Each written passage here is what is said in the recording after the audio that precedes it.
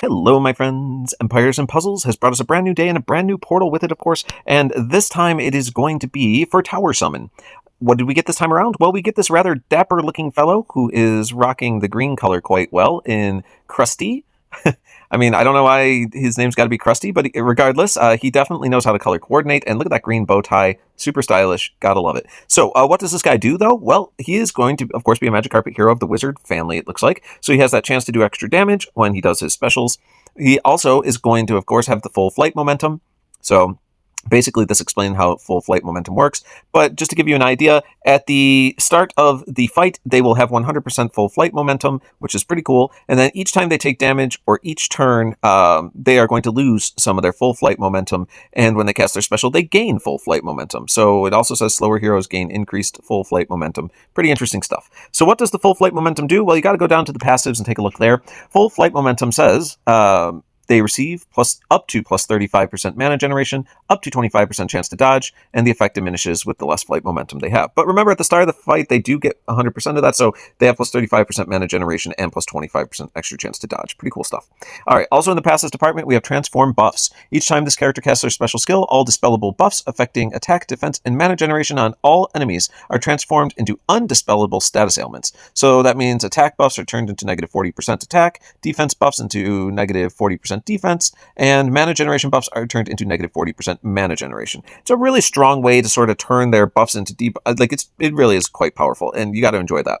All right, then last but not least, they do get the weaker Mega Minions as well, and this is going to mean that all Mega Minions have negative 75% HP. It really takes them off the board as being very difficult. You can just kill Mega Minions with tiles. We do appreciate that. In the Aether Power department, we are going to get Special Up. So for the first 6 turns, there is going to be plus 30% damage done by special skills. That means most likely his first attack, at very least, will get powered up, assuming you have a reasonable amount of green tiles on your side. All right, down here in the specials department, we get Juggling Trials. Interesting. Hey, give me back my picture. All right. So with Juggling Trials, he is going to rearrange the enemy positions randomly. Okay, so it's another one of those heroes. Deals 350% damage to all enemies. All enemies get negative 32% mana generation for 4 turns.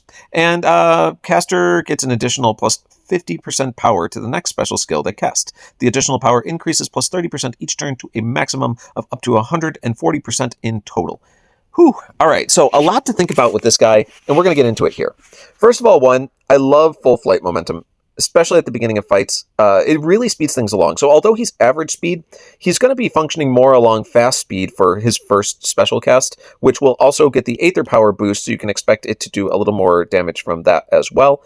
I really do like the fact that they flip the buffs into debuffs. So, like, the one negative thing about that is, as I understand it, passives will function as a after effect of casting your special. So, unfortunately, I don't think that this, flipping the debuffs happens before damage is dealt. Most likely damage is dealt, all the other effects happen, and then they'll flip buffs to debuffs, as long as that functions, as I believe all passives should function. So, I mean, that's not necessarily as cool, but still, it's very nice to flip all those buffs into debuffs. Just make sure you hit with this guy first, right? Because then, the rest of your specials you follow up with, they'll have negative defense instead of positive defense, stuff like that. So just keep that in mind. The weaker Mega Minions is always nice. Can't complain about that. What I think is interesting, though, is this rearranging the enemy positions thing is very much a mixed bag. I have Bonzo, who does the same thing.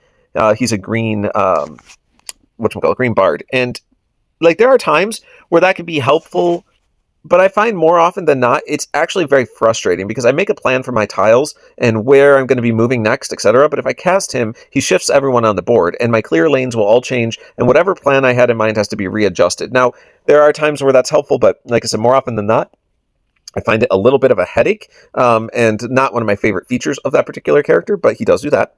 The 350% damage to all operating at average speed is a little bit less than I'd like to see. It's not terrible, because it is to all enemies. But here's the more important part. All enemies get that negative 32% mana generation, so you are going to be able to affect their mana with this guy, and that is super cool.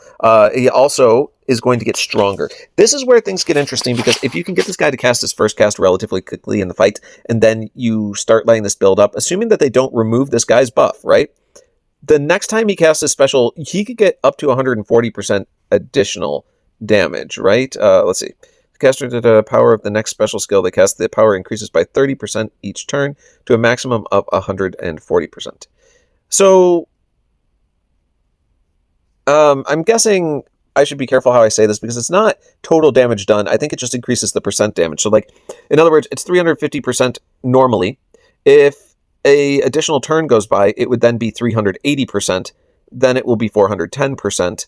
Then it will be 440%, etc., all the way up to a maximum of, looks like 490% damage to all, which is still a significant hit. Don't downplay that, but it's not quite as amazing as I was thinking in my head a moment ago. I thought it was going to just increase the overall damage done, but I don't think that's what it's trying to say here. I think it's just increasing the power of the special attack by 30%, not all damage done. So, even so, if you think about it, a 490% hit to all at average speed is going to be monstrous, especially with this guy's attack score of 1915 there. So don't downplay that this guy is going to be able to do a significant amount of damage. I think the only thing he might be missing is dot damage. I don't really see any of that there, but otherwise, this dapper-looking fellow is a pretty fun guy. If I had to rate him on a scale of 1 to 10, he's going to fall right in the 8 range. I think his damage is there. I think his passives are there. I think all of that's pretty cool.